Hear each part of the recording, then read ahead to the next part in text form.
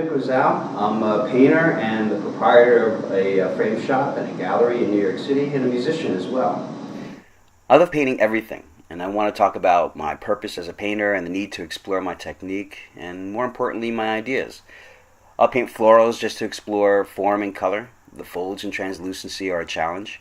There are just so many forms to study and colors to mix, so capturing the myriad types of flowers can be a lifetime challenge in itself. But through exploring nature, I also realized man's impact on our resources, and that awareness led me to symbolism in my work and still life painting. In these images of an apple in an industrial environment, I took the iconic image of still life with fruit and used the industrial environment as a commentary on how the food industry has taken the nature out of our natural resources. That simple narrative opened up the way to using symbolism in my paintings even more. I needed thought in the narrative. I wanted to address personal and cultural issues or simply tell a fantasy. I wanted my work to have more purpose. In Profane Kiss, a woman sits in thought. Her cheek is smeared with lipstick from her own lips after wiping a kiss away. We see her arms are covering herself and she's draped in green, the color of jealousy. It's an image that tells a story of not only what is happening now, but asks the viewer to imagine what had occurred earlier. The industrial environment is used again in Fallen Angel in the Labyrinth, a human form, wingless, with head down in despair, emulating wings with her arms. I wanted to infer the difficulty of our mortal lives and the passages and paths we take through daily living. While art is defined, I believe on a personal level, it is a struggle of every artist to self-define themselves as well, to keep growing through that struggle. And within that, you find purpose. That was addressed in Gemini Dance. It's a double self-portrait of myself and my astrological sign. I painted myself in my typical painting t-shirt and baseball cap in front of my painting studio, wrestling with myself, dressed as a gallery owner in Soho black clothing. It's the eternal and internal struggle of the creative mind in the arts and then the functional mind in business, something that all you artists, I'm sure, are familiar with. I also looked inward when I painted, as in the offering.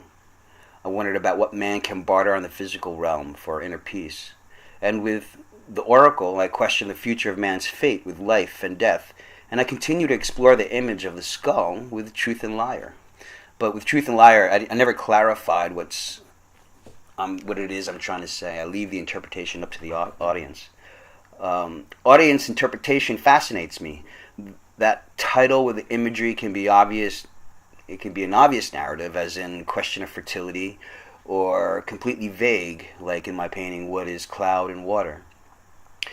Sometimes I leave the work untitled to force the viewer to create their own narrative, as I did in this painting of a woman bound in red drapery. Care to take a guess at what it was I was thinking? The interpretations are fascinating to me and just as valid. Meditation is one of my favorite paintings. A pregnant woman kneeling in a beam of light in a cold environment. Unfortunately, 20 seconds is enough time for me to explain the purpose of the imagery.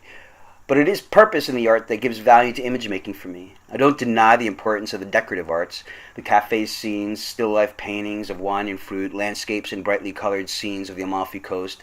The purpose of that genre of art is to help you feel good. But my niche isn't to make you feel good, but to make you think. Even with the use of symbolism, I address how cultural differences can influence an interpretation. With Conflict of the Ravens, I figure crosses her arms in defiance with a distressed look on her face as ravens seemingly battle each other. The ravens are different cultural representations on life or death, while the figure deciphers which meaning to accept. The figure is searching for the purpose and the symbolism. Yet purpose or intent can be heavy-handed with ideas, and I try to balance it with humor, something I attempted with Apes and Tools, with the apple and nod to our evolution. Still, I can't help about the responsibility artists have with their powers of observation. The work in this presentation spans 10 years of defining and redefining myself as an artist. What I want to impress on you is the need for growth, experimentation, and fearless narratives. I need my work to grow and speak loudly, speak about how our views have lost innocence, or how we've compromised our children's childhood by over-diagnosing and over-medicating them. You can also collaborate with other artists for growth. As in Lure, I collaborated with an artist and poet Amanda Matthews from the New York City area. Her poem Lure reads as this: "Your kind of gentle frightens me, whispers of quiet fish guttings, bones swimming lonely in darkness when you'd throw me back, blind to other lips you've kissed, or the stainless steel hook that dangles sharp from your tongue." This is inspiration all around us.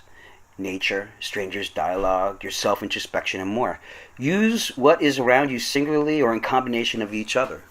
With Get Rid of Old Friends and Acquire New Enemies, I used that headline from a gaming magazine and juxtaposed it with headlines of U.S. involvement in the Middle East. I contrasted the fantasy of war games with the reality of it. Clippings from magazines, newspapers, their headlines, paint and oil pastel created my dialogue with symbolism. I just want you to find your purpose, and within finding your purpose, you will fuel your passion.